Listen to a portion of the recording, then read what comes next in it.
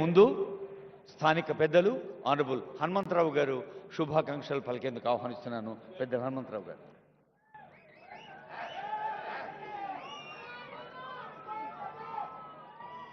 సభకు నమస్కారం.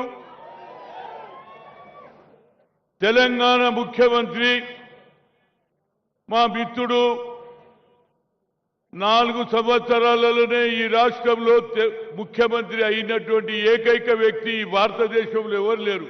ఆయన పేరే రేవంత్ రెడ్డి.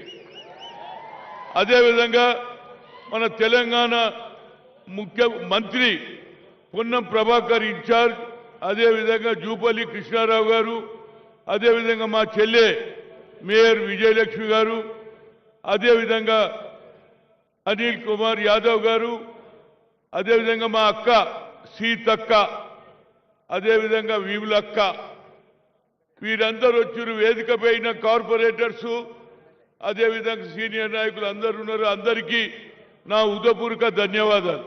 మిత్రులారా, నేను అంబర్పేటలో పుట్టినా, అంబర్పేటలోనే పెరిగిన. మా అక్కలు, మా చిన్నమ్మలు తరతరాల నుంచి ఈ బతుకమ్మ గుంటలో బతుకమ్మ ఆడేది. నేను చిన్న ఉన్నప్పుడు ఈత కూడా కొట్టిన.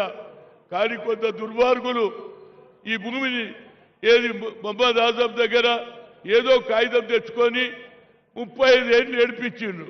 కానీ మా రేవంత్ రెడ్డి గారికి ఎందుకు చెప్తున్నానంటే, హైడా పెట్టినప్పుడు నాకేందో అర్థం కాలే. కానీ ఆయన సెలెక్షన్ ఆఫ్ ది క్యాండిడేట్ అంటే ఎంత మంచి వ్యక్తిని పెట్టిండంటే, రంగనాథ్కు ఈ హైడా ఇచ్చినప్పుడు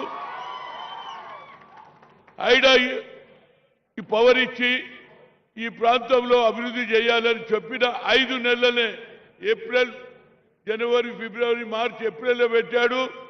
5 నెలలనే పూర్తి చేశాడు. అంటే అటు జ్యుడిషియరీతో ఏది లాయర్లతో మాట్లాడడం, దాంతో పాటు ఇక్కడ పని కూడా మొదలు పెట్టడం. ఆఖరుకు మొన్న ఏది ముఖ్యమంత్రి గారు వస్తున్నారు, దీనికని మేము ఒక ఏది పరిచయ తీసి ప్రజలకు వంచుతుంటే దాన్ని కూడా కేసేసిండు. అదేవిధంగా మా మిత్రుడు, నేను మర్చిపోయిన కాలేరు వెంకటేష్ గారు శాసనసభ్యుడు. అంటే నా ఉద్దేశంలో ఎంత పని చేసిండంటే దానికి ఇవాళ అపోజిషన్ నాయకులు ఒక్కటే పని పెట్టుకున్నారు. హైడ్రా అంటే ఇల్లు కూడా కొడతారు, హైడ్రా అంటే ఇల్లు కూడా. అరే కాదురా బాబు, ముఖ్యమంత్రి చెప్పుడు ఏ ఇండ్లు అయితే మూసమీలు మధ్యలో పోతున్నదో వాళ్ళకు 2 బెడ్రూమ్ కట్టిస్తాడు. ఇవాళ గాజుల రామారంలో 300 ఎకరాలు కబ్జా చేసిండ్రు. ఎవరికి తెలియదు. హ్యాట్స్ ఆఫ్ టు రంగనాథ్ గారు. ఇవాళ రాష్ట్రానికి, మన తెలంగాణకు ఈ 15,000 కోట్ల రూపాయల ఆస్తిని కాపాడిండు. కనుక నా ఉద్దేశంలో ఇలాంటి భూములు ఎన్నో ఉన్నాయి నిజాం పీరియడ్లో.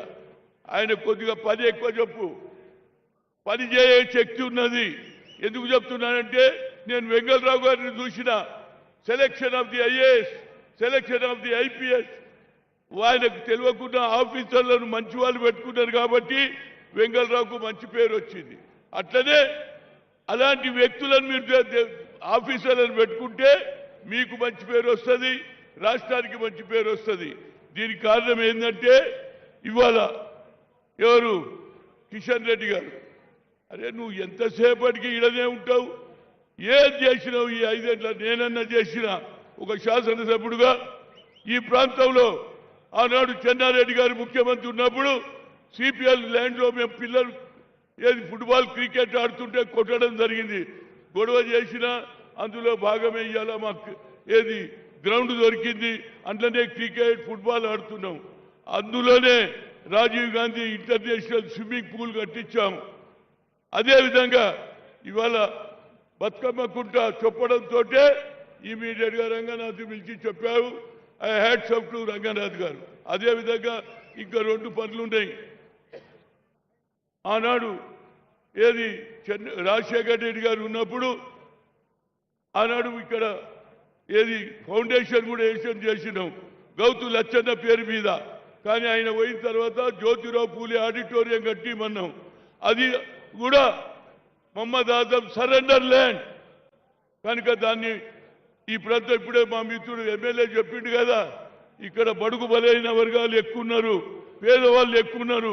చిన్న చిన్న ఫంక్షన్స్, బర్త్డేనా, అదేవిధంగా మ్యారేజా, అదేవిధంగా యూనివర్సిటీకి దగ్గర ఉంది, లైబ్రరీ కూడా వస్తుంది. అది నిజంగానే గవర్నమెంట్ సన్నద్ధం చేసిన ల్యాండ్ అమ్మదాసం, దాన్ని కూడా ఆక్రమించుకోవాలి కొందరు ప్రయత్నం చేస్తున్నారు. అదేవిధంగా స్కూల్కు ఉర్దూ మీడియం, తెలుగు మీడియం అది కూడా సరెండర్ చేసిన ల్యాండే ఏది మమ్మదాసం. కనుక దాన్ని కూడా పూర్తి చేయాలని, అదేవిధంగా ముఖ్యమంత్రి గారు ఇవాళ అనవసరంగా కొందరు ఏది హైడాను అనవసరంగా అన్పాపులర్ చేస్తున్నారు. ఆయన అన్పాపులర్ కాదు.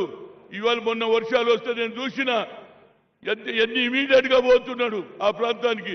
అదేవిధంగా ఇక్కడ కలెక్టర్ గారు ఉన్నారు, వారందరూ కూడా చూస్తున్నారు. ఎందుకంటే నా ఉద్దేశంలో Hyderabad number 1 city, being a former sports minister, I'm really appreciating you. భారతదేశంలో ఇక్కడ స్పోర్ట్స్ గ్రౌండ్ ఉన్నా స్పోర్ట్స్ సిటీ చేసిన వాడు ఎవరు లేడు, ఒక పటియాలలో ఉన్నది.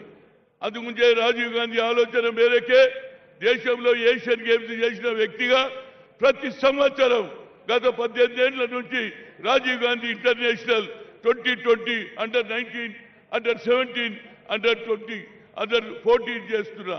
కనుక మీరు ఆ స్పోర్ట్స్ మొదలు పెడితే యావత్ భారతదేశ ప్రజలందరూ కూడా, అదేవిధంగా ముఖ్యమంత్రులకు మీరు రాజీవ్ గాంధీ ఆలోచన కన్యాకుమారి నుంచి కశ్మీర్ తరిగి ఈ ప్రాంతంలో ఏం చెప్పిండు, జిత్నా ఇచ్చేదారి యుక్తి భాగీదారి అన్నాడు.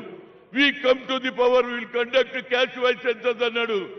ఈ భారతదేశంలో మొదటి వ్యక్తి నువ్వే ఇంప్లిమెంట్ చేసావు.